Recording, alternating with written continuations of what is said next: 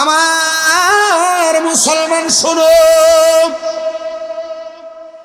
আজরাইল আলাইহিস সালাতু ওয়াস সালাম যখন ওই বান্দাটার সামনে দাঁড়াইব, বান্দা আজরাইলের সঙ্গে কথা বলার সময় ওই বান্দার জিহ্বাটা দুই চোয়ালের মাঝখানে কামড় করে এভাবে আটকা পড়ে যাবে। এবার বান্দা আজরাইলকে চোখের ইশারা দিয়ে বোঝানোর চেষ্টা করবে। হায়রে, ওই বান্দার চোখগুলা উল্টে যাবে। বান্দার চোখগুলা যখন উল্টে যাবে, এবার বান্দা যখন তার ইন্তেকালের পূর্ব মুহূর্তে সাকরাতুল মউতের বিছানায় ছটফট ছটফট করবে, ওই বান্দাটা বলবে, আজরাইল, আমার রূহটা তুমি এত তাড়াতাড়ি কেন নিয়ে যাও? তুমি যদি জানতা আমার আল্লাহ তাআলা আমার জন্য কত যন্ত্রণাদায়ক কষ্ট রেডি করে রাখছে, তাহলে তুমি আমার রূহটা এত তাড়াতাড়ি নিয়ে যাইতা না, আরো কঠোর ভাবে আমার রূহটা তুমি নিয়ে যাইতা না, তুমি আরো আস্তে আস্তে নিয়ে যাইতা। আজরাইল ওই বান্দার রূহটা যখন নিব, তখন আজরাইল আলাইহিস সালাতু ওয়াস সালাম এইভাবে নাক বন্ধ করবেন, বন্ধ করে সামনের দিকে নিয়ে যাবেন। ওই বান্দাটার প্রথম স্টেশন যখন নিয়ে যাবে, প্রথম আসমানের সামনে দাঁড়ায়া দাঁড়ায়া অনেকগুলা ফেরেশতা দাঁড়ায়া দাঁড়ায়া ওই বান্দার দেহের দিকে থু নিক্ষেপ করবে। হায়রে, কেমন তুমি বানাইলা রে বাতেশ্বরের বাবা, কেমন জীবন তুমি গঠন করলা, একটা বার চিন্তা করে দেখো। ওই জীবনটা যখন তোমার পান পাখি উইরা যাবে, ওই সময় আজরাইল আলাইহিস সালাতু ওয়াস সালাম রূহ নিয়ে যাবে, নাকের মধ্যে কাপড় লাগায় দিবে। আহা, রূহটা নিয়ে যখন প্রথম আসমানে যাবে, ডাইনে বামে 19 জন করে ফেরেশতা দাঁড়ায় থাকবে, আর ওই বান্দার রূহের দিকে থু নিক্ষেপ করবে, থু নিক্ষেপ করবে। আজরাইল বলবে, কেন রে বান্দার দিকে থু নিক্ষেপ করা হয়? বলবে, বান্দা গুনাহ করার কারণে বান্দার রূহ থেকে দুর্গন্ধ আসতেছে, বেনামাজি হওয়ার কারণে, নামাজ ছেড়ে দেওয়ার কারণে, পরের হক মাইরা মাইরা খাওয়ার কারণে এই বান্দার রূহটা একটা দুর্গন্ধযুক্ত রূহ হয়ে গেছে। এ জগতের মানুষ শুনো, ওই বান্দাটারে ফেরেশতারা পর্যন্ত থুতু দিবে। তোমার মন চাইলে তুমি নামাজ ছাড়ো, আমি তোমারে বাধা দিব না। তোমার মন চাইলে তুমি পরের হক মাইরা খাও, আমি তোমারে বাধা দিব না। তোমার মন চাইলে তুমি হারাম কাজ করে বেড়াও, আমি তোমারে বাধা দিব না। যদি তুমি এই কঠোর শাস্তিগুলা অনুভব করতে পারো, সহ্য করতে পারো, তুমি গুনার কাজ করলে আমার কোনো কিছু আসে যায় না। তবে আমি চাই না রে এই বাতেশ্বর বরুড়ার কোন মানুষ দুজকের আগুনের মধ্যে জ্বলুক। আমি চাই না রে কোনো মা বোনেরা দুজকের আগুনে জ্বলুক। যদি বাঁচতে চাও এখনো সময় আছে, ঈমানওয়ালা আমলওয়ালা হয়ে যাও। ওই বান্দাটার নিয়ে আসমানের ডাইনে বামে সামনে কোনো জায়গায় যাওয়া যাবে না।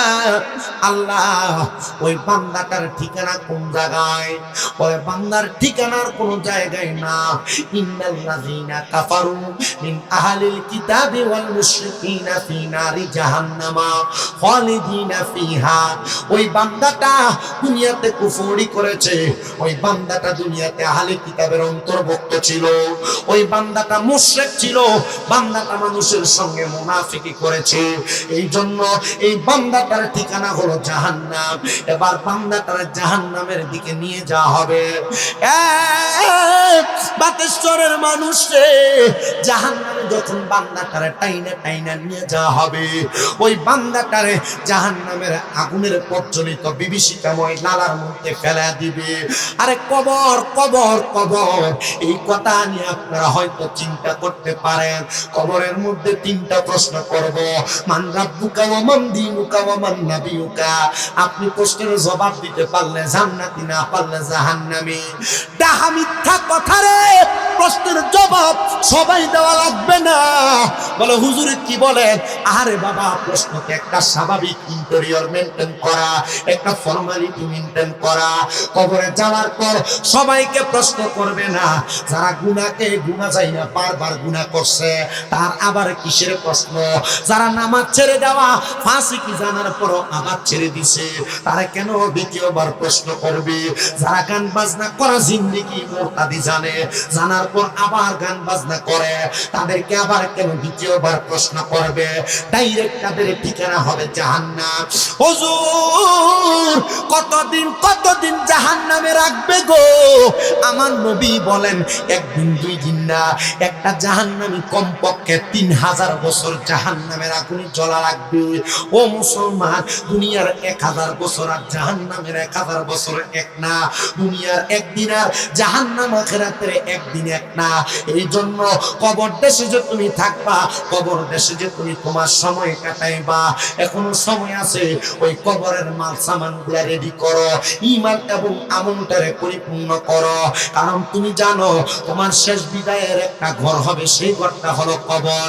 ওই মাটির ভিতরে তোমায় থাকতে হবে। আশেক লেখে একদিন মাটির ভিতরে হবে ঘরে মন আমার, কেন বান্ধ দালান ঘর রে মন আমার, কেন বান্ধ দালান ঘর? আপনারা বলেন মাটির নিচে যে আমাদের ঘর হবে, কথাটা সত্য না মিথ্যা? তাহলে জবান করে মুহাব্বতে করেন, একদিন মাটির ভিতরে হবে ঘর রে মন আমার, কেন বান্ধ দালান ঘর রে মন আমার, কেন বান্ধ দালান ঘর? প্রাণ পাখি উড়ে যাবে পিঞ্জর ছেড়ে, ধরা তুমি সবই রবে, তুমি যাবে চলে। বন্ধু বান্ধব যত, মাতা পিতা তারা সুত, বন্ধু বান্ধব যত, মাতা পিতা তারা সুত, সকলে করবে তোমায় পর রে মন আমার, কেন বান্ধ দালান ঘর রে মন আমার, কেন বান্ধ দালান ঘর? একদিন মাটির ভিতরে হবে ঘরে মন আমার, কেন বান্ধ দালান ঘর? দেহ তোমার চর মাচর গলে পচে যাবে, শিরায় উপশিরা গুলো ছিন্ন ভিন্ন হবে। দেহ তোমার চর মোচর গলে পচে যাবে, শিরায় উপশিরা গুলো ছিন্ন ভিন্ন হবে।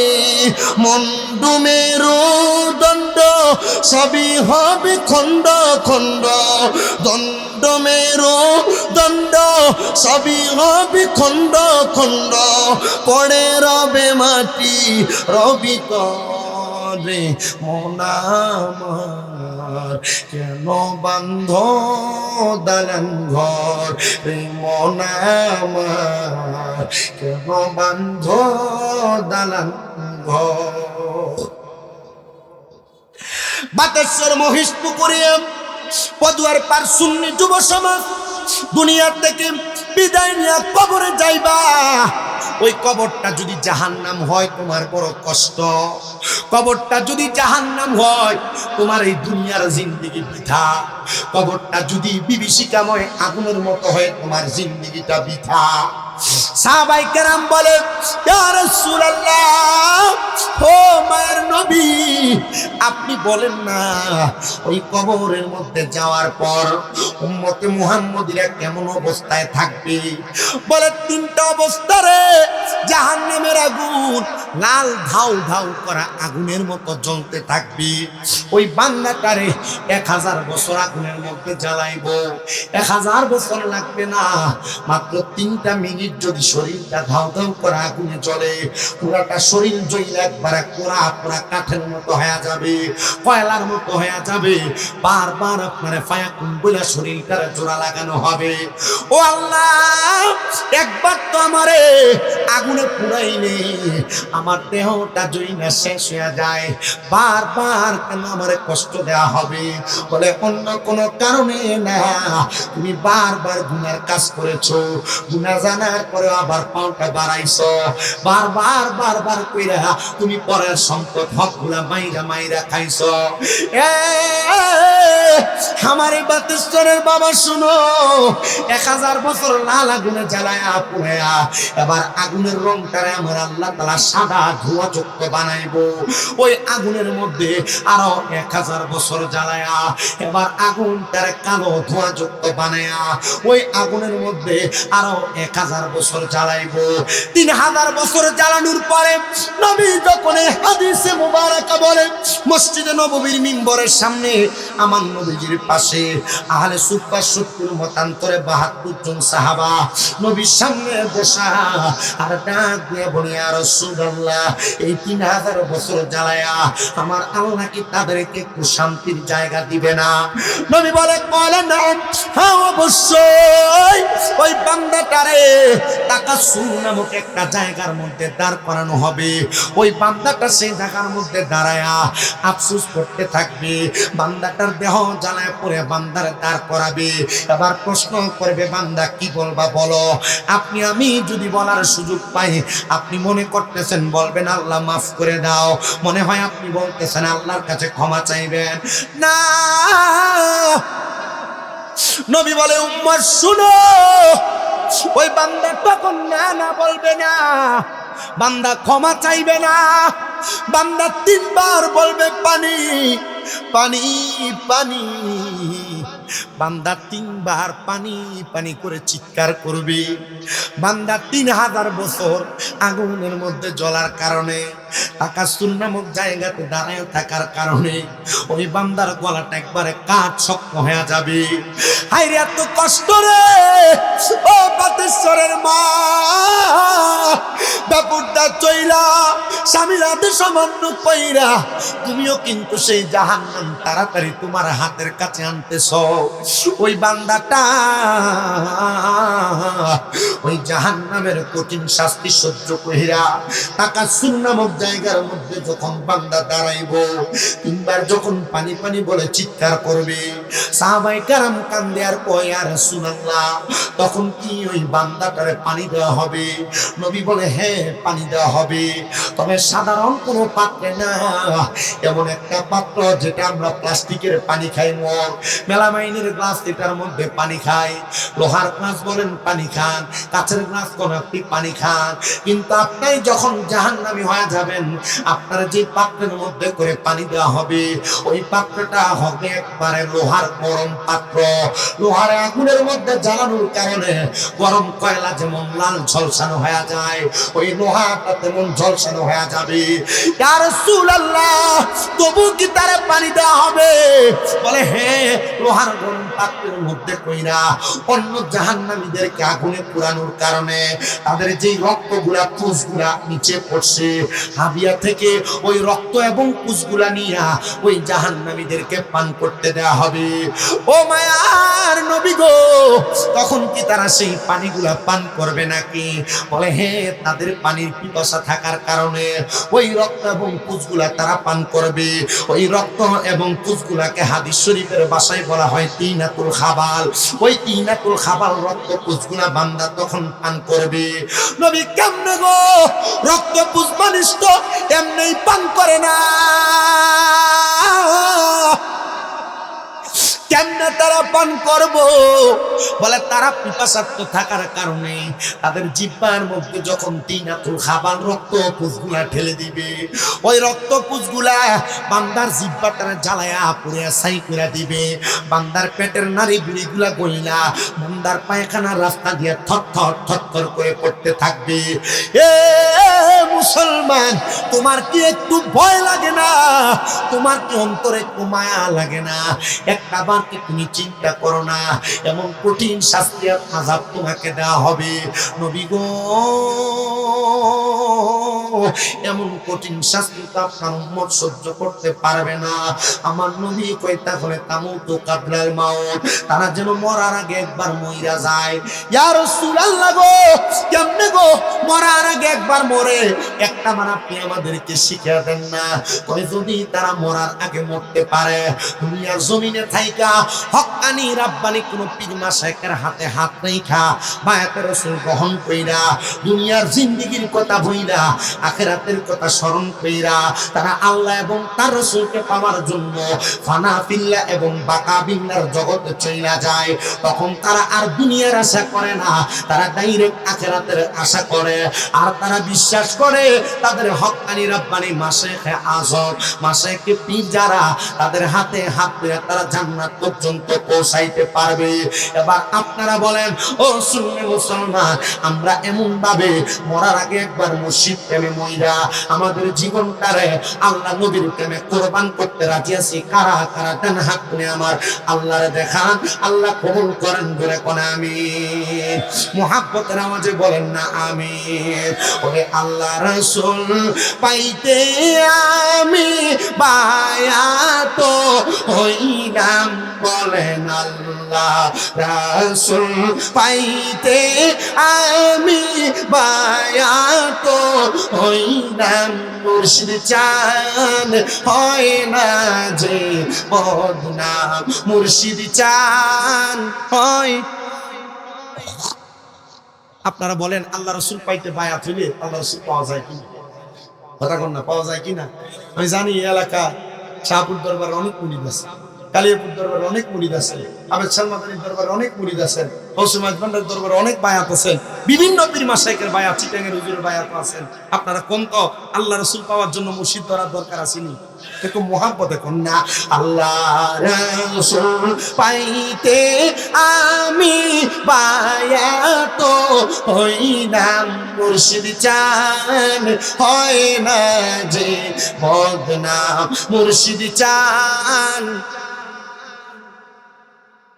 ওরে তরিকতের আমল করে কত বাই গেল উপরে গো, আমায় রাইখো শুনো জরে মুর্শিদা মারা মল নাই, বলেন আমায় রাইখো শুনো জরে মুর্শিদা মারা মল নাই।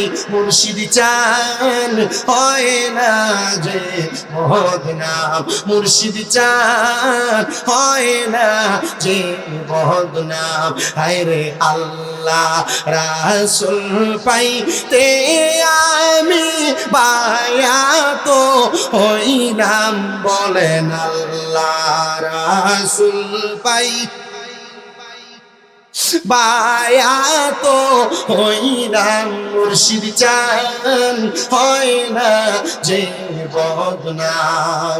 ওরে তুমি যেদিন যাবে চলে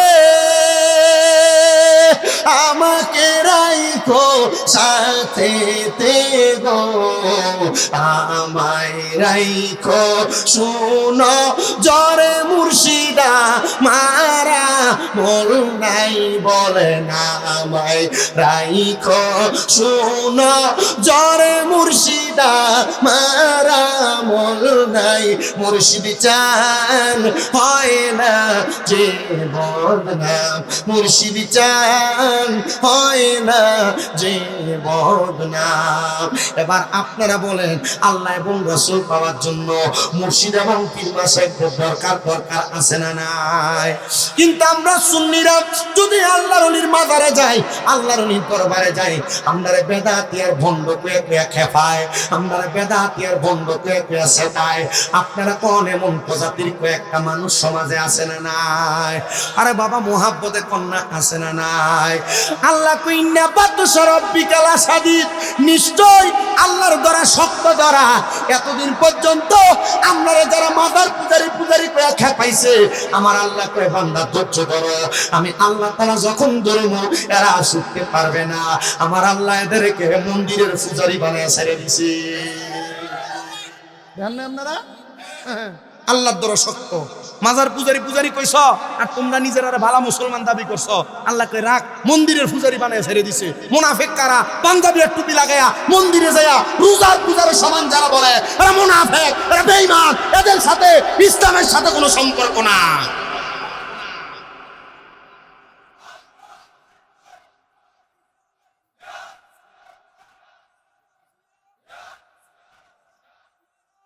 ঘরে ঘরে যাও।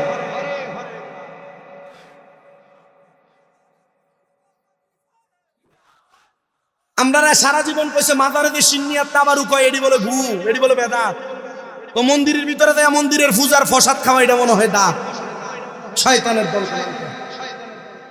উহুদ দিয়া দুধের লেবেল লাগে মদ বেচবা, আর মুসলমান তোমার পছন্দ করবে। মুসলমান টের পাইছে তোমরা মৌলবী সাহেবরা মানুষকে বুঝায় আল্লাহর সর্বশক্তিমান করে শিরিক হইল। নাউজুবিল্লাহ কয় না তো? মানুষকে বুঝায় যে নবীজির স্ত্রী মা খাদিজাতুল কুবরা রাদিয়াল্লাহু তাআলা আনহা কোনদিন বলে নামাজই পড়ছে না। ফাক্কা বাটখারের দল কোনখান। মানুষ এখন বুঝে কারা ইসলাম এবং কোরআন সুন্নাহ বিরোধী, কারা ইসলামের পক্ষে কাজ করে, কারা ইসলামের বিপক্ষে কাজ করে। ইসলামকে পুঁজি বানায়া বাংলার জমিনে আল্লাহর রসুলকে মাইনাস করে মুসলমানদের কাছে কখনো স্থান পাবে না। মুসলমান বুঝে গেছে এরা মুনাফিক, এরা বেঈমান, এদের সাথে মুসলমানের কোনো সম্পর্ক থাকতে পারে না। আপনি ঠিক কইলো ঠিক, না কইলো ঠিক। কষ্ট হয় আপনারা? আরো কইতাম যা কইছি এটা ওজন করো কেন? হেরার দলের লোকে কয় বাতিজা এখন আর মানুষকে কইতাম পারি না, আমরা মৌলবী সাহেবরা আমরা ফসাই দিছি। দলের কথাটা কইতাম গেলই আইয়া কি সুন্দর কয়, ইতা কইতে নাইছেন আপনি, আপনার মৌলবী সাহেবরা ঠিক করে কথা কয় না। আমার ওয়াজ কেমন পছন্দ হইতেছে না? ভাল লাগতেছে? ভালো লাগার ওই কথা। আমি বরুড়াতে পুরান বক্তা, আমি বরুড়ায় নতুন না, সবসময় বরুড়াতে মাহফিল। এই আজকের পরে বরুড়া আর মাহফিল আছে সন্দেহ আছে। এবছরের সবগুলা মাহফিল আপনার দিয়ে লেবে সাহেব হাবিবের লোক আর কোনো মলার লোকে লাগবে। আগামীকালকে একটানা 5 দিন। প্রথম দিন হবিগঞ্জ, পরের দিন শায়েস্তাগঞ্জ, এরপর দিন ভাবনা, এরপর দিন সিরাজগঞ্জ, এরপর দিন বগুড়া। আচ্ছা অবস্থাটা কি করবে আমার? কথা কয় না। বরকত দিব কে? আসলে আল্লাহ দেয়। তবে আমার একটা জিনিস কষ্ট হয়ে যাচ্ছে, এই মাহফিলগুলো আমি আমার আম্মা আজকে 8 মাস অসুস্থ, 7 মাস শেষে 8 মাস করছি। এই মাহফিলগুলো আমি আমার আম্মা অসুস্থ হওয়ার আগে রাখছি না। আমার আম্মা অসুস্থ হওয়ার পর আমি দূরে কোনো জায়গায় মাহফিল রাখি না, কুমিল্লার বাহিরে কোনো জায়গায় মাহফিল রাখি না। হাঁটতে খুব কষ্ট হয়। আল্লাহ তাআলা হয়তো এটার মাধ্যমে আমাদের কোনো পরীক্ষা করতেছে। আমি আল্লাহর কাছে কইছি, আল্লাহ যদি এটা পরীক্ষা হয় তাহলে আপনি আমারে ধৈর্য দিয়েন। পরীক্ষা যদি হয় আমার ধৈর্য দিয়েন।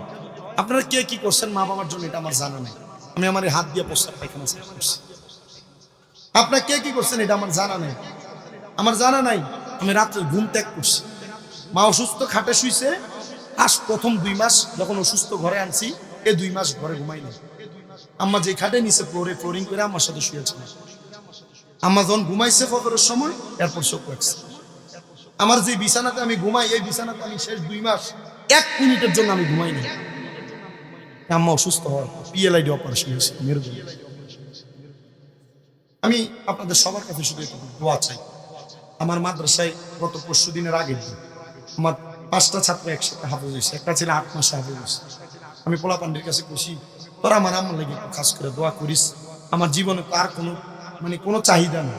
আমার জীবনে যে চাহিদা ছিল, আমি আমার মাদ্রাসাগুলা কইরা কোরআন সুন্নাহর খেদমতের বাগান করবো।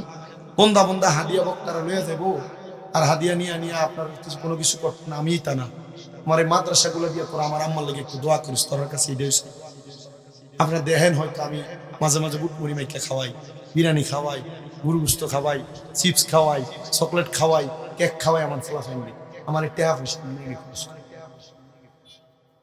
দোয়া করতেন আপনারা, আমার আম্মাটার লেগে দোয়া করবেন, দোয়া করেন যেন তাড়াতাড়ি হাঁটে। আমি আমার মারে কাছে কাম করে লাগবে। মাঝে মাঝে আমি আমার আম্মার এই আষ্টমার ধমকাই, ধমক দিলে তো মা বাপের ধমকাইলে আল্লাহ বদদোয়া দেয় না, আল্লাহর পক্ষ থেকে গজব আসে না। তুমি আমার এক ওস্তাদ রেজি গেলাম, হুজুর এবিলিতে দমকাই গুনোই গুনি, কি লেগে দমকাছে, ওদের ওষুধ খায় না লেগে দমকায়, ঠিক মতো খানা খায় না লেগে দমকায়, দমকাই দিয়ে মুখটা কালা করে রাখছে, মুখটা কালা করে রাখছে। তো আমি তো বুঝি কি লেগে দমকার লাগে, আমি বুঝি। আপনাদের কাছে আবদারটা রাইখেন, যদি মা বাপ থাকে এখান থেকে বাড়ির যে আজকে মাপসা কি লেগে জানেন, এই রত্নগুলারে যদি এখন থেকে যত্ন না করেন, মইরা যাওয়ার পরে আল্লাহর কসম করে গইরে গইরে কানবেন, কিন্তু মা বাপকে কানবেন। বলে হুজুর আমি কোনোদিন অন্যায় করছি, অন্যায় করেন আর না করেন এরা পায়ে ধরে মাপ চাইবে। আজকের মাহফিল কবুল হবে কিনা এটার গ্যারান্টি কেউ দিতে পারবে না। আমি একটা গ্যারান্টি দেই, যদি আগামীকালকে বাতেশ্বরের কোনো দোয়ানে বইয়া দেখেন কোনো মুরব্বী কয়ে, হ্যাঁ এই শামীম দাদা ছোট ছেলে হের ওয়াজটা শুই না, আমার ফুটে বাইতে আমার পায়ে ধরে মাপ চাইছে, মাহফিল কবুল হয়ে গেছে। হুজুর আমি তো কোনোদিন অন্যায় করিনি, আমিও মাপ চাইতাম। আরে মাপ চাইলে দাম কমে না তো, ইজ্জত কমে না, সম্মান কমে না। আম্মা আব্বার পায়ে ধরে মাপ চাইলে আল্লাহ তার দাম আরো বাড়ায়। আপনি আমার দিকে, আমি আবার কামেল পরীক্ষা দিব, ফাইনাল পরীক্ষা দিব কামেল, জানুয়ারির 2 তারিখ পরীক্ষা। আমি যে পরীক্ষা দিব, আমি এই এলএমের জোর দিয়ে আমি ওয়াজ করি। আমি মাদ্রাসায় যখন ক্লাস 6-7-এ পড়ি, ওয়াজে শুধু শুনছিলাম মা বাবার পায়ে চুমা দিলে আল্লাহর জান্নাতের চৌখাটে চুমা দেওয়ার সাথ পাওয়া যায়। বাড়িতে এসে মা বাপ বেড়ার ঘর, বাতার বেড়া ঘুমাইয়া ছিল, চুমা দিচ্ছে। ওই 2017 সাল থেকে ওয়াজ করি, হিসাব করেন 18, 17, 18, 19, 20, 21, 22, 23, 24, 25 চলে 9 বছর ওয়াজ।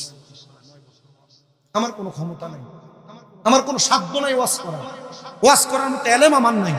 আপনার বাতেশ্বরের মসজিদের ইমাম মুয়াজ্জিনের আমার চেয়ে ভালো এলেম, কিন্তু আল্লাহ তাআলা এই মা বাবার পায়ে চুমা দেওয়ার পর থেকে সম্মানের দাম বাড়ায় গেছে।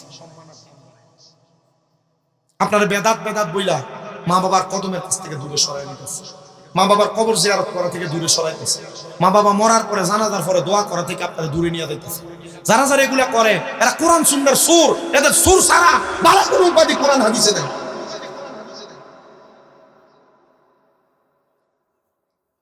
সালাম ফিরিয়ে লাস্টে দৌড়ান। এরা কইবা শামীম রাজা কয়ে গেছে আল্লাহ নবীর একটা হাদিস, ইজা সাল্লাইতুম, আপনি রেকর্ড করেন সোশ্যাল মিডিয়া তো গুলা ক্যামেরার মাধ্যমে রেকর্ড হচ্ছে। আল্লাহ নবী বলেন ইজা সাল্লাইতুম আলাল মাইয়িতি ফাখলিসু লাহু দুআ, ইজা যখন সাল্লাইতুম তোমরা নামাজ আদায় করো, ফাখলিসু লাহু দুআ অতঃপর তার জন্য দোয়া করো। মৌলবী কয় লাশ নিয়ে থাকা, যদি কোনো মৌলবী এখন থেকে বলে মনার পরে জানাজার পরে কোনো দোয়া নাই, লাশটারে খাপড়ে দিয়ে ধরে কইবেন আমার মার জন্য আমি দোয়া করব, তোর বাবার কি? মা বাপ পড়ে গেছে দোয়া করবো, আমার বাধা কথা কই। মা বাপ পড়ে গেছে 60 দিন করা বেদাত, 40 করা বেদাত, মানুষের খাওয়ানি বেদাত, তবে রাইন্দে ডেকটা তার মাদ্রাসা দিয়ে দিলে দা 60 দিনে 40 টেহাড়ি তারা দিয়ে দিলে এটা বড় দায়েস। শয়তানের দল এত বললাই শেয়ার হনা গরিব আপনারা না, আপনি তো আপনি তো হইসলা, আপনি গোস্ত কিনি খান। আপনারা বলেন এমন মানুষদেরকে ধোঁকা দেওয়ার মতো মানুষ সমাজে আসে না? জানাজার পরে দোয়া নাই বলে বলে মানুষদেরকে বিভ্রান্ত করে এমন লোক আছে না নাই? তাদেরকে হাদিস শরীফটা শোনায় দিবেন, বলে এই হাদিসটা কি মিথ্যা?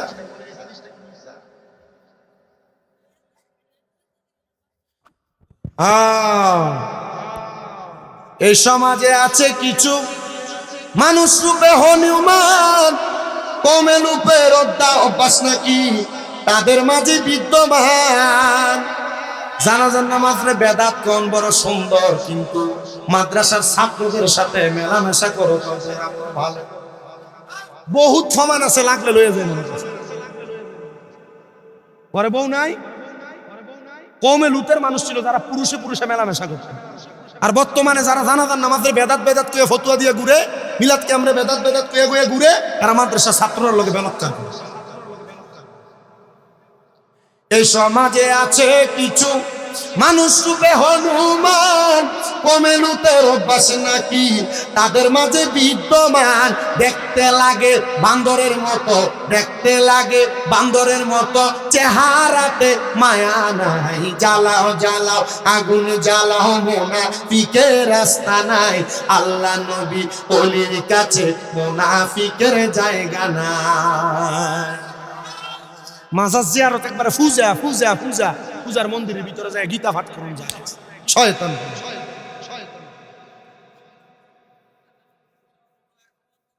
পূজার রোজা এটাই কইছে। আপনার কি কষ্ট হইতেছে? শোনেন, আমি যে ওয়াদের ধারাবাহিকতায় ছিলাম, আর অল্প একটু কষ্ট, বিরিয়ানি ঠান্ডা হয়ে যা ওয়াজ বিরিয়ানিটা তো বাইক নিয়ে খাওয়ানো লাগবো তো। আরে ফলিতিনে ফেকেরে গানটা থাকলে ঠিক হয়ে যাবো তো, খাওয়ানো লাগবো। আল্লাহ কবুল করো কোনে। আমি শুনেন এ মুসলমান শুনেন, আমি আপনাদের ঘাতার্থে আপনাদেরকে জানিয়ে দেওয়ার জন্য আমি আমার বয়ান করি। তার মানে চিন্তা করে দেখেন, ওই কবরে যাওয়ার পরে একটা মানুষ স্বাভাবিক আর অস্বাভাবিক মানুষ, একটা মানুষ কবরের দাম পায় কম, আর একটা মানুষ দাম পায় বেশি। তাহলে এবার আপনারা বলেন, বেশি দামওয়ালার পক্ষে আমরা থাকতে চাই কি চাই না? আল্লাহর ওলিদের সোহবতে থাকলে বেশি দামওয়ালা হবে। কথা কই না, বেশি কি ওয়ালা হইবেন? দামওয়ালা কেমনে হবে? এবার শুনেন, হযরত আব্দুল্লাহ মারুফ মুসাফি নামক একজন আল্লাহর বুজুর্গ বান্দা, তিনি বলেন, আমার কাজ ছিল দুনিয়ার জমিনের মধ্যে আল্লাহর জিকির ফিকিরে সময় কাটানো। আমি আব্দুল্লাহ মারুফ মুসাফি, আমি বসবাস করতাম দামেস্ক এলাকায়। কোথায়? দামেস্ক এলাকায়। আমি ব্যবসা করার জন্য গেছিলাম ইয়ামেনে। ইয়ামেন থেকে ব্যবসার মাল নিয়ে যখন আসতেছিলাম, ডাকাতের দল আমার মালগুলা চুরি করে নিয়ে যেতে লাগছিল। এমন টাইমে ইয়ামেনের বাদশার সেনাপতিরা আমার মালগুলা আটকায়া ডাক দিয়ে কয়, মালগুলা কার? ডাকাত দল বলে মালগুলা ডাকাতের। আর আমি বললাম মালগুলা আমার। এমন সমাজে বহুত মানুষ, ভাইটা মরে গেছে, 2-3 ভাই মিল্লা কয় আমার ভাইয়ের কোনো জায়গা জমি নেই, সব আমার কাছে বেচে গেছে। এরপর আর ভাই বোনের জায়গা বুঝিয়ে দেয় না। এমন সিটার আর সুরটা সমাজে আসেনি। আমার ওয়াদের ভাষাটা খুব বুঝছি, তাই না বাবা? আমার কাছে ভাই বাতিদার জমি দখল করি না রে, সুরটা ছাড়া আর ভালো কোনো ভাষা আমার কাছে নাই। আল্লাহ তো এদেরকে জালিম বলছে, আল্লাহদেরকে জালিম বলছে, যারা মানুষের হক মাইরা মাইরা খায়, মানুষের সম্পদ দখল করে করে খায়। এরা জালিম, এরা চোর। এদের জায়গা বাংলাদেশেও নাই, মাটির তলেও নাই। এদেরকে কবরের মাটি চাপ দিয়া ছাতনার হাড্ডি পর্যন্ত গুঁড়া করবো। কষ্ট হইতেছে আপনারা? হযরত আব্দুল্লাহ মারুফ, শুরু আব্দুল্লাহ মারুফ কারকি রহমতুল্লাহ আলাইহি ডাক দিয়ে কয়, জগতের মানুষ তোমরা শোনো, আমি মালগুলা নিয়ে যাইতে লাগছিলাম, আমার ডাকাতের দলের আমার মালগুলা নিয়ে যাইতে লাগছি। ইয়ামেনের বাদশার সেনাপতিরা আমার মালগুলা আটকাইছে। ডাকাইতের সব মানুষ কয় মালগুলা তাদের। আমি বললাম মালগুলা আমার। তারা আমার জিজ্ঞেস করে, তোমার মালের মধ্যে কি কি আছে তুমি বলো। তিনি বলেন, ওই দিন আমি একসাথে যে মালামাল কিনে ঠাউগা, আমরা এটার কি থাকো লর্ডে মাল কিনে না, আমি ওই দিন আমার সব মালগুলা আমি লর্ডের মাধ্যমে ক্রয় করেছি। কিন্তু ডাকাত দল ডাক দিয়ে কয়, তুমি বলো তোমার মালে কি আছে। তিনি বলেন, আমি আমার মালের বর্ণনা দিতে কম একটু দেরি হইল। তারা আমার মালের বর্ণনা না দিয়া নিজের সব মাল নিজেদের দাবি করলেন। দাবি করার পরে আমি আবার তাদেরকে বলতে লাগলাম, এই মালগুলা তাদের না, তোমরা মিথ্যা কথা বলবা না। তারা মিথ্যা কথা বইলা মালগুলা তাদের দাবি করতে লাগলেন। এমন টাইমে বাদশার সেনাপতিরা আমাকে এবং ডাকাত দলকে আটকাইলেন। আমি কেন আমার নিজের মালের বর্ণনা দিতে পারলাম না, আর তারা কেন আমার মালকে নিজের মাল দাবি করলো। দুই শ্রেণীর মানুষকে দুইটা জেলখানায় আটকাইলো। আমার জেলখানায় রাখার পরে তারা আমার কোনো খোঁজ খবরই নেয় নাই। একটানা 3 মাস পর্যন্ত আমার জেলে আটকে রাখছি। কয় মাস? আচ্ছা 3 মাস একটা মানুষ জেলে থাকলে কোনো খানাও দেওয়া হচ্ছে না, জুলুম তো। মানুষের মাল চুরি করা কি? আপনারা কথা বলেন না। মানুষের মাল চুরি করা, ওজনে কম দেওয়া, জোরে কন, ওজনে কম দেওয়া, ভাইবাতিদের জমি মাইরে খাওয়া, পরেরকে মিথ্যা কথা বলে তার টাকা পয়সা মাইরে দেওয়া, আস্তে কয় এটি কি? জুলুম। এ জুলুম যারা করে, জুলুমকারীদেরকে আল্লাহর নবীর হাদিসে মুবারক হয় আজ-জুলমু যুলমাতু ইয়াউমাল কিয়ামা, কিয়ামতের দিন সবাই উঠবে এক জায়গায় আর জুলুমকারীগুলো উঠবে অন্ধকার আরেক জায়গায়। কি জায়গা? কথা কয় না। কোন জায়গায় উঠবে?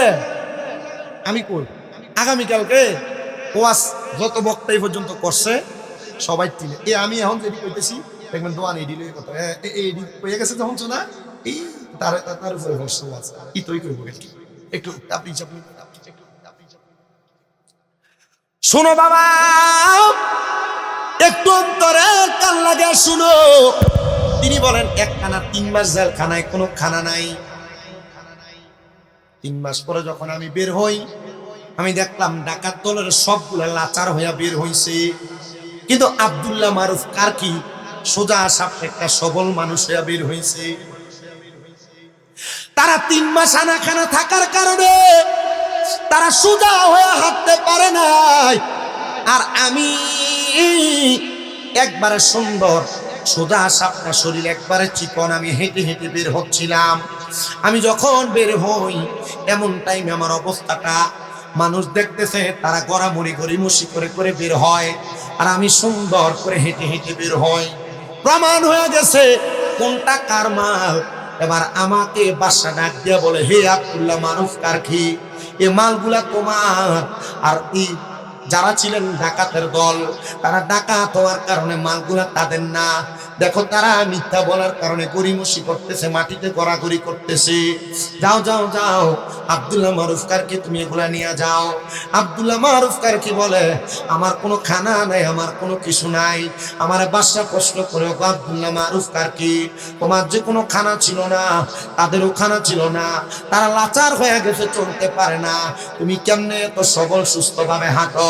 তিনি বলে, ও ইয়ামেনের বাদশা, আমি তোমার রাজ কারাগারের মধ্যে যতদিন পর্যন্ত ছিলাম, আমার কোনো খাবার ছিল না ভাত, আমার কোনো খাবার ছিল না রুটি, আমার কোনো খাবার ছিল না দুনিয়ার কোনো খানা পেনা, আমার খানা ছিল আল্লাহ তাআলার জিকির।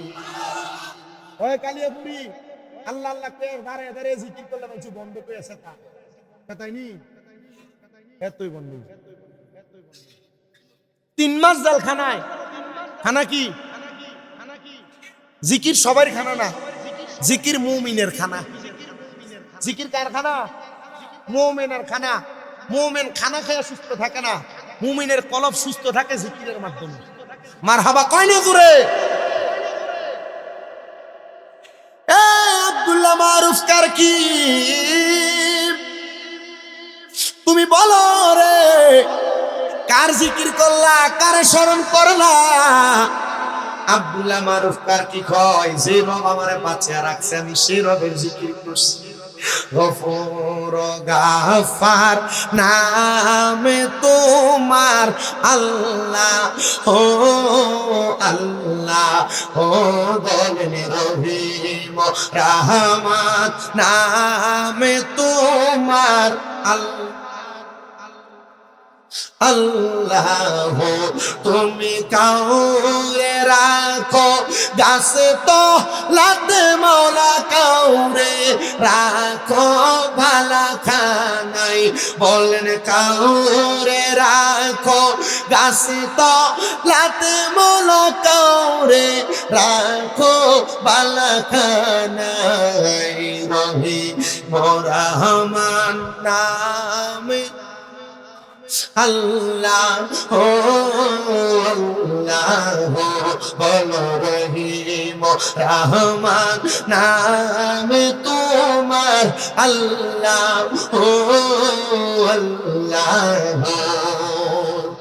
আব্দুল্লাহ আব্দুল্লাহ মারুফ কারকি কয় ইয়ামেনের বাদশা, আমি দুনিয়ার কোনো মাল সামান চুরি করি নাই, আমার মাল সামান গুলা আমার। আমি 3 মাস বাইচা ছিলাম মাওলার জিকিরের মাধ্যমে।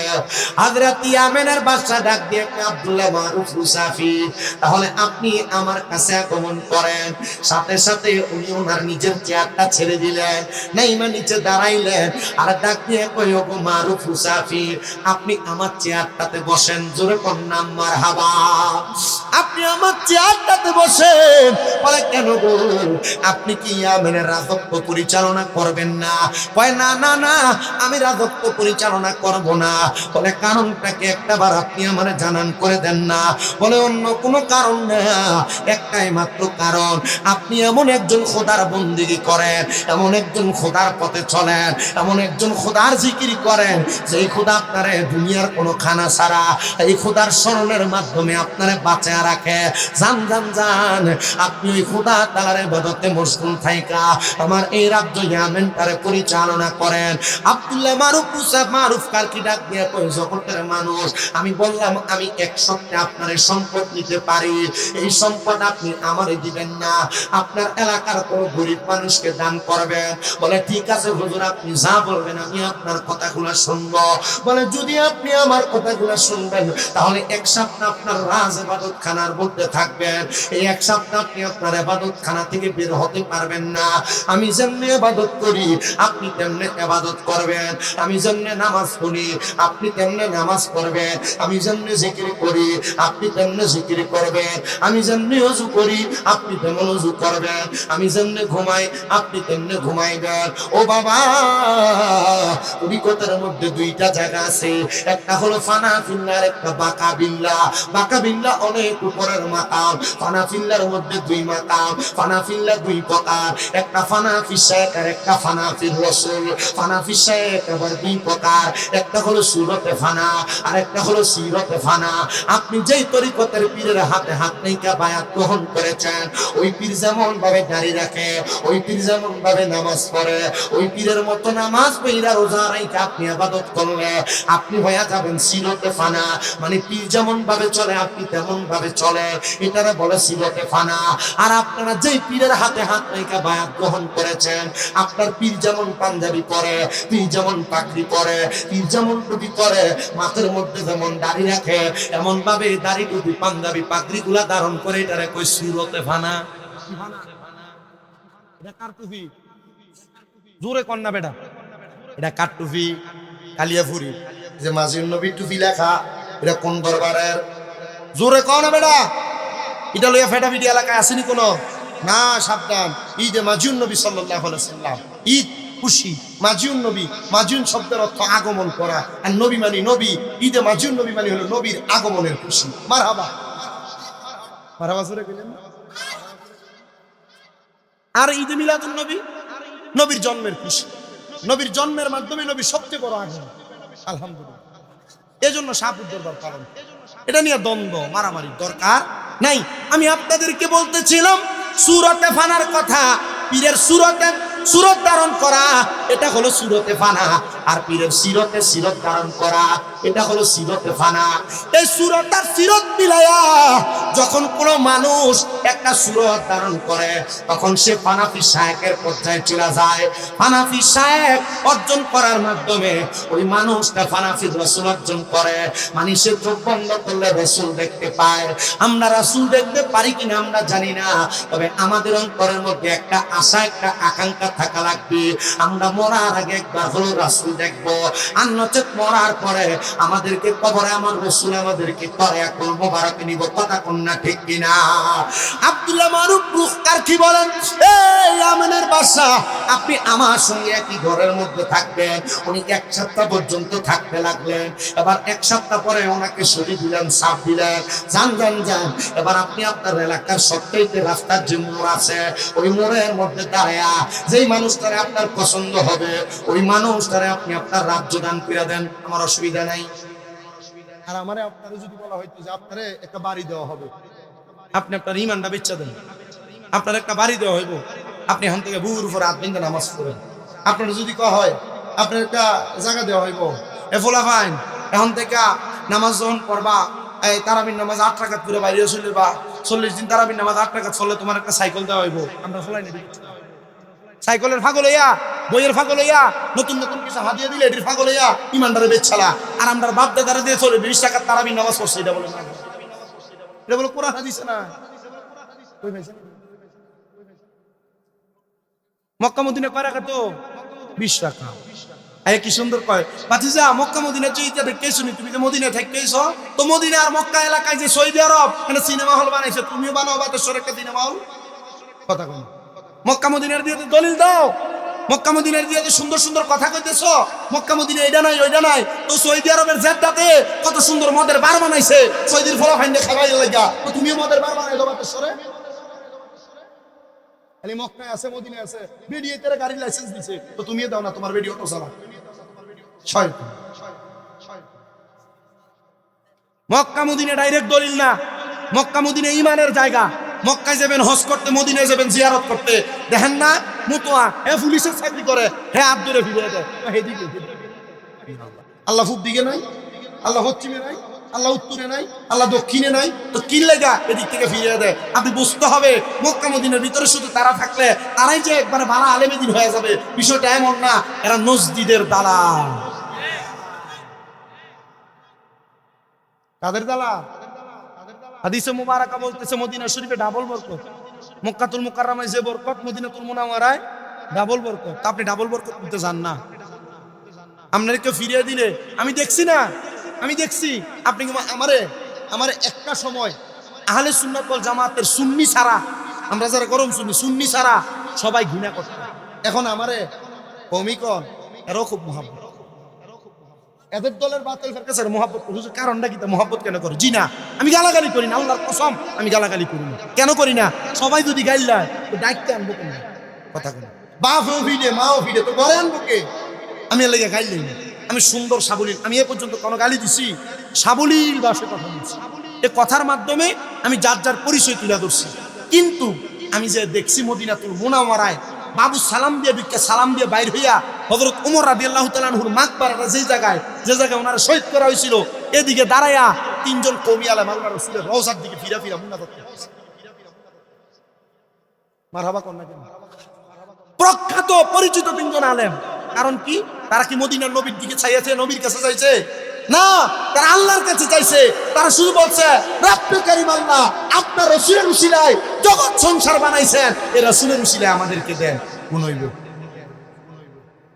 হ্যাঁ, তো মক্কার মদিনানি দলিল না কোরআন হাদিস দলিল? কোরআন হাদিস যেটা বলবে আমি সেটা মানব। বলে হুজুর আমরা যে এগুলা বলে, তো বললে কি? তার মানে আপনার বাপ দাদা ভুল করে গেছে। বলে হুজুর বাপ দাদারটা দিয়ে তো ইসলাম চলে না, ইসলাম কোরআন সুন্নাহ দিয়ে চলে। তো চলেন না, আপনি যেহেতু মানুষকে এভাবে বুঝান, কোরআন সুন্নাহ দিয়ে তো বসাইতে চান, সুন্নি তো উলামায়ে কেরামের অভাব নাই, বেশি দূর যাওয়ার দরকার নাই। বরুরা আলিয়ার থেকে দুইজন মুহাদ্দিস এনে বহায়া দিয়েন, ঠনঠনানি বন্ধ হয়ে যাবে। মুসলমান শুনো, হযরত আব্দুল্লাহ মারুফ কারকি রাহমাতুল্লাহ আলাইহি বলেন, আমি আবার তারে ডাক দিলাম, যাও তোমার এলাকার রাস্তার সামনে যায়া যেটারে তোমার পছন্দ হবে ওই ব্যক্তিরে তোমার সম্পদ দিয়া দাও। আর আমরা টাকার পাগল, পয়সার পাগল, সম্পদের পাগল, নারীর পাগল, বাড়ির পাগল। উনি বলে আমি 7 দিন পরে বের হইলাম, যাইয়া ইয়ামেনের 4 রাস্তার মোড়ে দাঁড়াইলাম। আমি যাইয়া কোনো মানুষ দেখি না, ডাইনে তাকাইলো দেখি কুকুরের মুখ দেখা যায়, বামে তাকাইলো দেখি কুকুরের মুখ দেখা যায়, পেছনে তাকাইলো দেখি কুকুরের মুখ দেখা যায়, সামনে তাকাইলো দেখি কুকুরের মুখ দেখা যায়। আমি একটা মানুষও দেখলাম না, আমি দেখলাম একটা পাগল মানুষ, যার চুলগুলা এলোমেলো, দাড়িগুলা জট লাগা। আমি তার দিকে তাকাইলাম আর দেখলাম সে বয়া বয়া কি যেন ফটফট করে শোনে, কি যেন পটপট করে বলে। আমি আমার কান্ডা তার মুখের সাথে লাগাইতে আর মনে নাই। আমি চইলা গেলাম আব্দুল্লাহ মারুফ কারকির কাছে। হুজুর আপনার কাছে আমার একটা আবেদন গো হুজুর, আপনি আমার আবেদনটা রাখেন না। বলে কি আবেদন? বলে আমি তো আমার এলাকার 4 রাস্তার মোড়ে গেলাম, আমি যাই কোনো মানুষ দেখলাম না। অন্যদিন এই জায়গার মধ্যে মানুষের মানুষ মানুষের মানুষ মানুষের মানুষ দেখা যায়, হুজুর আজকে কোনো মানুষ নাই। হুজুর ডাক দিয়া কয়ে বাসা তুমি বলো না তুমি কি কোনো মানুষ দেখো নাই? বলে হুজুর হ্যাঁ, একটা পাগল দেখছি যে গাছের নিচে বয়া বয়া কি যেন হরতাছে। কই বয়া বয়া পড়ে? গাছের নিচে বইয়া। হুজুর কয় মানুষ কি দেখো নাই? হুজুর আরেকবার যে আসো। এবার যা দেখে হুজুর আব্দুল্লাহ মারুফ কারকির কথা মোতাবেক মানুষের অভাব নাই, কিন্তু গাছের নিচে পাগলটা ঠিকই বসা। আবার দূরে এসে হুজুর এখন তো মানুষের অভাব নাই, কারে দিতাম? হুজুরকে আবার যাও, তবে পাগল পটপট করে কি পরে এটা একটু শুনে আসো। পাগল ফটফট করে কি পরে এটা একটু শুনে আসো। আবার ইয়ামেনের বাদশা গেছে, যা দেখে আর মানুষ দেখা যায় না, যা দেখে সব কুকুরের মুখ। কার মুখ? সব কুকুরের মতো মানুষ দেখে অবয়ব ঠিক আছে, কিন্তু চেহারাটা একবারে কুকুরের মতো। শুধু মানুষের চেহারা আছে গাছের নিচে বইয়া, চুলটি জটলা, দাড়িটিও আটকানো আটকানো, শরীরে জামা কাপড়টি একবারে ময়লা। এই মানুষটা কি যেন পটপট পটপট করে পড়তাছে। ইয়ামেনের বাদশা কয়, আমি আমার কানটা ওনার কানের মুখের লগে লাগাইলাম, আমি ওনার মুখ থেকে শুনতে পাইলাম উনি শুধু বলতেছে মান আরাফা নাফসাহু ফাকাত আরাফা রাব্বাহু, মান আরাফা নাফসাহু ফাকাত আরাফা রাব্বাহু। উনি শুধু এই কথা বলতাছে।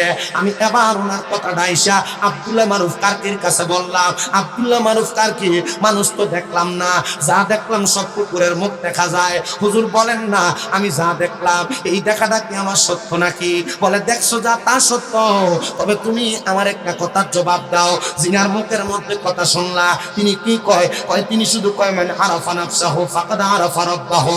তিনি শুধু এই কথা বইলা গেছে, এই কথা বইলা গেছে। বলে এই মানুষটা পাগল হইতে পারে রে, তার যত সম্পদ আছে এই সম্পদ গুলা গরিব দুঃখীর মাঝে বিলিয়া দেয়। তুমি চাইলে তোমার সম্পদ তারে দান করতে পারো।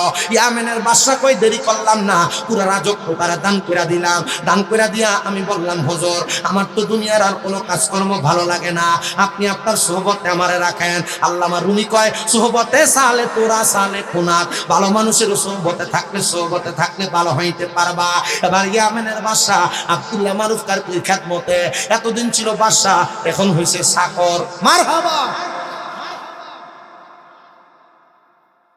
ও তুমি নিজে বাদশা, নিজে কাজী, নিজের নৌকায় নিজে মাঝি, আরে সর্বগুণে ডাকি যারে আল্লাহ, বলেন সর্বগুণে ডাকি যারে আল্লাহ, দমে দমে জপড়ে মন আল্লাহ, বলেন দমে দমে জপড়ে মন আল্লাহ, ও দম থাকিতে বইল না মন আল্লাহ, ও বলেন দমে দমে জপড়ে মন আল্লাহ, ও দম থাকিতে বইল না মন আল্লাহ। হুজুরে কোন মারহাবা।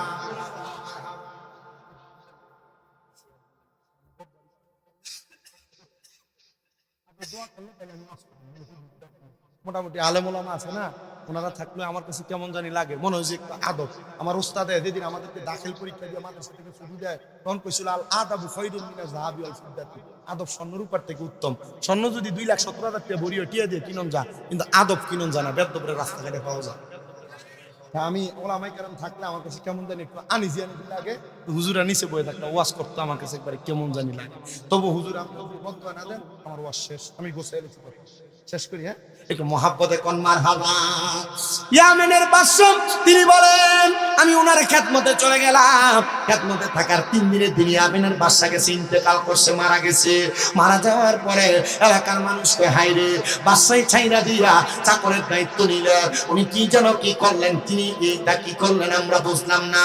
সবাই যখন ওনার জানাজা পড়লেন, দাফন করলেন, বাড়িতে যায় ঘুমানোর করে সবাই স্বপ্ন দেখে ইয়ামেনের বাদশা সুন্দর একটা ফুলের বাগানের মধ্যে ঘুরতেছে। দৌড়াইয়া হযরত আব্দুল্লাহ মারুফ কারকিরে প্রশ্ন করে, হুজুর এটা তো বুঝতে পারলাম না, কাহিনীটা কি আপনি বলেন না? তিনি বলেন অন্য কোনো ঘটনা না, ঘটনা হইল তিনি যে 7 দিন একটানা ইবাদত কইরা তিনার মাল সামান গুলা একটা পাগল মানুষকে বিলাইয়া দিছে গো।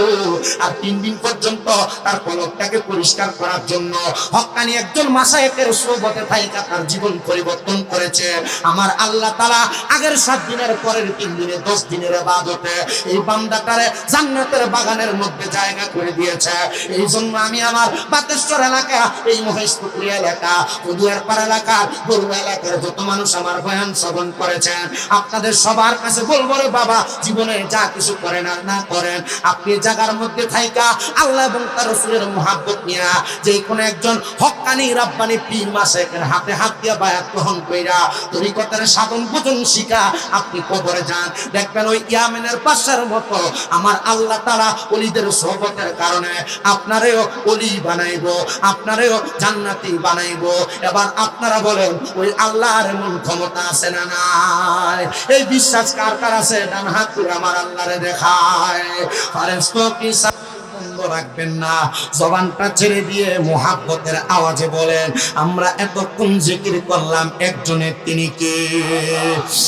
মুসলমান ইমানদার, আল্লাহ তাআলা জিকির করার, আজকের মাহফিলে আসার, মাথার মধ্যে টুপি লাগানোর, শরীরে পাঞ্জাবি লাগানোর, মুখের মধ্যে দাড়ি লাগানোর একটাই মাত্র কারণ কি? যদি আপনাকে প্রশ্ন করা হয় আপনি জবাব দিবেন, হুজুর একটাই তো মাত্র আশা, নামাজ, রোজা, হজ, যাকাত, দান, সদকা, যত রকমের ইবাদত, এই সকল ইবাদত আমরা করি মহান রবকে খুশি করার জন্য, রবকে খুশি কইরা জান্নাতে যাওয়ার জন্য। কথা কন্যা ঠিক কিনা? আল্লাহ যদি খুশি হয়ে যায় বান্দার জন্য জান্নাত অবধারিত। ও মুসলমানের একটু এবার অন্তরের কানটা লাগে শ্রবণ করার চেষ্টা করেন। ওই জান্নাত অনেক পরের জায়গা, জান্নাতে যাবেন আপনি অনেক পরে। জান্নাতে যাওয়ার আগে আপনি দুনিয়াতে সাকরাতুল মাউতের বিছানায় শোয়া লাগবে। সাকরাতুল মাউতের বিছানার পরে আপনার একটা স্টেশন আছে যেটার নাম কবর। ওই কবরের পরে আরেকটা জায়গা আছে, যেই জায়গাটা বড় মারাত্মক, সেটা হলো হাসরের ময়দান। হাসরের পরে আরেকটা জায়গা শেষ হওয়ার মুহূর্তে, ওই জায়গাটার নাম হলো মিজান। মিজানের পরে আরেকটা জায়গা আছে, যেই জায়গাটার নাম হলো ফুনসেরাত। ওই ফুনসেরাতের পরে দুইটা জায়গা, ডান দিকে জান্নাত এবং বাম দিকে জাহান্নাম।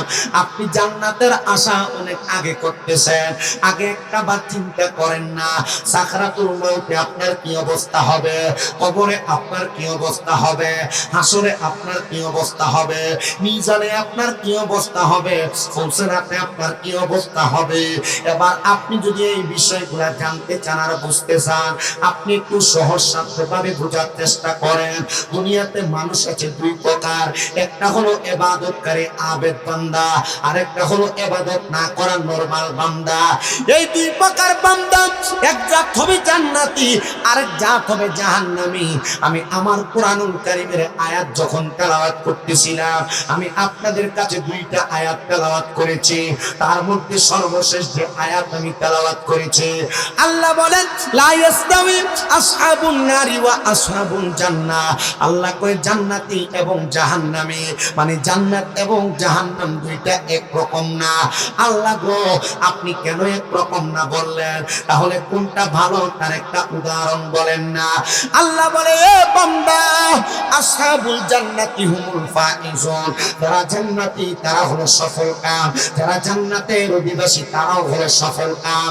হুজুর, দুনিয়াতে যারা নামাজ আদায় করে, রোজা রাখে, হজ করে, যাকাত দেয়, দান সদকা করে, ইবাদত করে, পরের হক মেরে মেরে খায় না, সুদের টাকা ঘুষের টাকা খায় না, এই মানুষগুলা জান্নাতি হবে। কিন্তু যারা নামাজ আদায় করে না, তারা দুনিয়ার জমিনে গুনাহ করতে করতে তাদের কলব মরে গেছে, তাদের রূহটা একটা দুর্গন্ধযুক্ত রূহ হয়ে গেছে। এদের অবস্থাটা একবার আমাদেরকে জানান করে দেন না। ওই সাকরাতুল মাউতের বিছানায় আপনার সন্তান আপনার পাশে থাকবে, আপনার মা আপনার পাশে থাকবে, আপনার স্ত্রী আপনার পাশে থাকবে, আপনার আত্মীয় স্বজন, আপনার বন্ধু বান্ধব আপনার পাশে থাকবে। কিন্তু যখন আপনার কাছে আজরাইল আলাইহিস সালাতু ওয়াস সালাম হাজির হয়ে যাবে, তখন কিন্তু আপনার সবচাইতে কষ্টের একটা মুহূর্ত। ও মুসলমান, কেমন কষ্টের মুহূর্ত শোনাবো? এমন কষ্টের মুহূর্ত, আজরাইল আলাইহিস সালাতু ওয়াস সালাম সামনে আসার আগে আমার আল্লাহ তাআলা দুইজন ফেরেশতাকে আপনার সামনে সাকরাতুল মাউতের বিছানার মধ্যে পাঠিয়ে দিবে। যেই ফেরেশতাদের চোখগুলা নীল রঙের, দেখায় আপনি ভয়ে বিছানায় প্রস্রাব পায়খানা করে দিবেন। হায়রে যুবক, এ বাতেশ্বর বদুয়ার পাহাড় এলাকার, আজকে এই বাতেশ্বরের মহেশপুকুরি এলাকার আশেপাশে এলাকার যুব সমাজ আপনারা যারা যারা বয়ান শ্রবণ করতেছেন, একটা বার অন্তরের কানটা লাগিয়ে শোনেন। ওই মৃত্যুর বিছানায় যখন দুইটা ফেরেশতা আপনার আমার সামনে চলে আসবে, ওই ফেরেশতাদেরকে দেখা বান্দা ভয়ে বিছানার মধ্যে প্রস্রাব পায়খানা করে দিবে। হায়রে বেনামাজি একটা বান্দা, হারামখোর একটা বান্দা, পরের হক খানেওয়ালা একটা বান্দা, কবরে যাওয়ার পরবর্তী সময় অনেক পরে ওই বান্দাটা দুনিয়াতে থাকতে অবস্থা বড় খারাপ হয়ে যাবে। এবার আপনারা বলেন, যেই বান্দাটা বিছানায় প্রস্রাব পায়খানা করবে, এটা তো দুনিয়ার কোনো ভালো বান্দা না। আপনারা বলেন, এমন খারাপ মানুষ নামাজও পড়ে সুদের টাকা খায়, এমন মানুষ বাতেশ্বর এলাকায় আছে না নাই? আমাদের সমাজের মানুষ এই সুদখোর, ঘুষখোর, হারামখোর গুলারে ধরে নিয়ে মসজিদের সভাপতি বানায় দেয়। কথা কোন না? অসুবিধা আছে না নাই? এমন সুদখোর, ঘুষখোর, হারামখোর গুলারে নিয়ে এলাকার মধ্যে সত্তার মাতাব্বরির দায়িত্ব দেয়। কথা কোন না? আছে না নাই? মানুষের জায়গা দখল করে পরের হক মেরে মেরে খায়, এমন লোকগুলা সমাজের মধ্যে নেতৃত্ব দেওয়ার কাজ করে। না না না, এদের একটু লজ্জা থাকার প্রয়োজন। বলে হুজুর কি বলেন, এদের লজ্জা থাকবে কেমনে? এরা পরের হক খাইতে খাইতে তার অভ্যাস হয়ে গেছে। এরা মানুষের সম্পদ জুলুম করতে, দখল করতে করতে অভ্যাস হয়ে গেছে। না, যদিও শুরুতে চিরতে দেখতে তাদেরকে মানুষের মতো লাগে, আসলে তারা মানুষ না, এরা মানুষ নামের জানোয়ার। বলে হুজুর এটা কেমন কথা বললেন? আমি বলি না রে, আমি বলি না। আপনার সেই চোখ নাই বিদে আপনি এখনো দেখেন না, আপনি এখনো বোঝেন না। বোঝার জন্য, দেখার জন্য আপনার এমন একটা চোখের প্রয়োজন। আমি আপনাদেরকে সেই চোখ বলে একজন মানুষের কথা বয়ান করে শোনায় দিব। তার আগে আমি আপনাদেরকে শোনাই একটা বেঈমান বেআমল বান্দাটার অবস্থাটা কি হয়, একটু মনোযোগ লাগে শোনেন। বাতেশ্বর এলাকার বাবা, ওই বান্দা যখন বিচারাতে প্রস্রাব পায়খানা করে দেয়, এবার বান্দাটার সামনে আজরাইল আলাইহিস সালাম দাঁড়ায়।